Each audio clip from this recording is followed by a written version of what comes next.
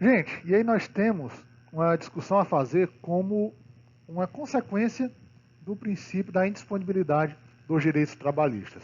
Eu posso fazer uma renúncia ou uma transação relativa a direitos do trabalho? Primeiro a gente tem que conceituar algumas coisas. A renúncia, ela é um ato unilateral da parte. Uma parte, ela se despoja, ela desiste dos seus direitos sem que haja qualquer correspondência pela parte contrária. Né? Você perder um direito seu por uma liberalidade sua sem que a outra parte tenha que lhe dar nada por isso. Já a transação é um ato bilateral, tá? Ou seja, é um ato onde as partes trazem, discutem direitos e deveres, e aí elas renunciam em prol da outra, elas negociam. Já a composição, ela ocorre através do reconhecimento da titularidade de alguns direitos e obrigações entre as partes. E aí assume-se uma obrigação relativa a esse reconhecimento do direito da outra parte. E por último, a conciliação, que é basicamente a composição feita perante um órgão jurisdicional. Essa diferenciação é importante para que possamos estudar quais delas são cabíveis no direito do trabalho. E aí vamos continuar. A gente precisa saber qual é a extensão da indisponibilidade do direito do trabalho. Tá? Nós temos três artigos que são centrais para a gente observar essa indisponibilidade. O artigo 9º, o artigo 444 caput e o 468. Isso quer dizer, esses artigos, eles querem dizer que não pode haver uma renúncia, tá? Um ato unilateral, individual, ou seja, uma renúncia por parte do trabalhador dos seus direitos, e que não pode haver uma transação, via de regra, tá? Que ocorra apenas através do empregador. Tá? Isso advém justamente do princípio da imperatividade e da indisponibilidade das normas trabalhistas.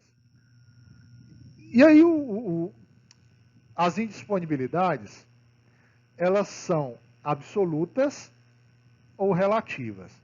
São conceitos próximos ao que a gente aprende em outros direitos, de indisponibilidade, tá? E de disponibilidade. Por que eu digo que são próximos? Porque um deles cabe negociação. Tá? Os que são de indisponibilidade absoluta não podem ser negociados de forma alguma. Por exemplo, você não pode negociar para não ter direito a assinar sua carteira de trabalho. Você não pode negociar para não receber um salário mínimo por uma jornada de 44 horas semanais. Esses direitos estão previstos de forma exemplificativa no artigo 611b da CLT. Os outros são imantados de indisponibilidade relativa. Isso quer dizer que pode haver uma negociação, desde que essa negociação não fira um patamar civilizatório mínimo, sem o qual aqueles direitos não são considerados, não considera-se uma sociedade como efetivamente civilizada, tá?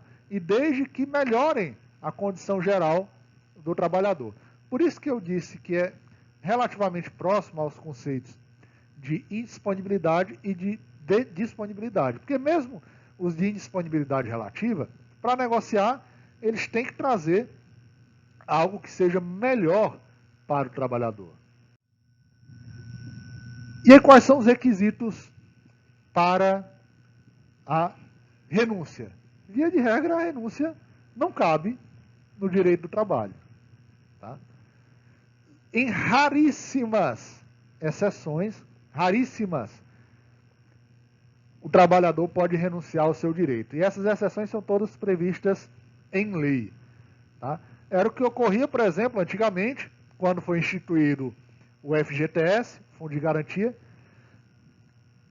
quando o trabalhador ele podia optar ou por ser vinculado ao FGTS ou por ter estabilidade ao trabalhar mais de 10 anos.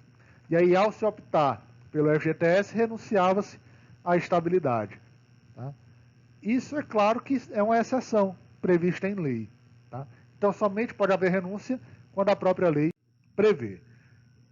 Já no que cabe à transação, tá? A gente pode, via de regra, dizer que ela não é possível. Entretanto, a gente, para efetivamente chegar nessa conclusão, a gente tem que analisar o que é que está sendo objeto da transação. Tá? São direitos que são absolutamente indisponíveis? Se forem absolutamente indisponíveis, não pode haver qualquer transação. E aí eu já dou o bizu para você. Como é que eu sei quais são?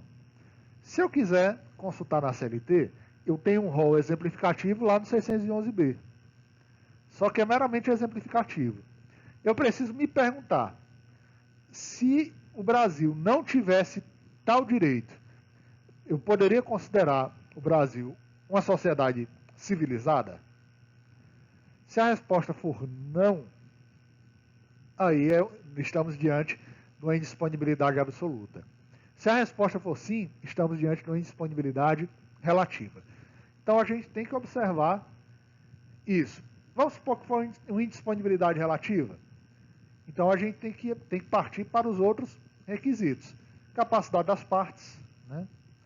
Se a parte for menor, tem que estar representada legalmente. Tem que haver um benefício ao trabalhador, ou seja, essa transação ela tem que ser benéfica ao trabalhador para que haja validade. E aqui, a manifestação de vontade, ela tem uma particularidade. Tá? Ela tem que ser efetiva. Não basta a pessoa assinar lá no papel. Porque, às vezes, o trabalhador é coagido. Então, há que haver uma análise se houve coação. Tá? Essa coação ela pode ocorrer desde a ameaça direta até a própria enganação, com o empregador falsear com a verdade para convencer o seu trabalhador a transacionar. Então a gente tem que tomar esse cuidado. Tá? Essa transação ela pode ocorrer por qualquer meio lícito, tá? Desde que haja prova e desde que não haja uma determinação legal específica do seu processamento. E aí nós trouxemos, justamente para a gente finalizar, o artigo 855b, que traz como é que se dá a homologação dessa transação extrajudicial. Porque para transacionar, eu posso transacionar também na frente do juiz. Mas eu posso fazer essa transação fora. Né? E aí, ao fazer fora, eu tenho que seguir alguns requisitos para que o juiz possa homologá-la. Tá? Primeiro é que as partes não podem ser representados por advogado comum. Não pode ser o mesmo advogado. A gente vê aí, por exemplo, direito de família. Às vezes a pessoa vai divorciar e o advogado atua na proteção de ambas as partes.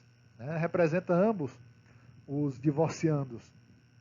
Aqui no direito do trabalho isso não pode ocorrer. E eu vou mais além. Não podem nem ser advogados diferentes do mesmo escritório de advocacia. Isso acontece porque se assim fosse, se fosse possível usar o mesmo advogado, naturalmente ele seria o advogado do empregador. Porque o empregador tem condição de pagar advogado.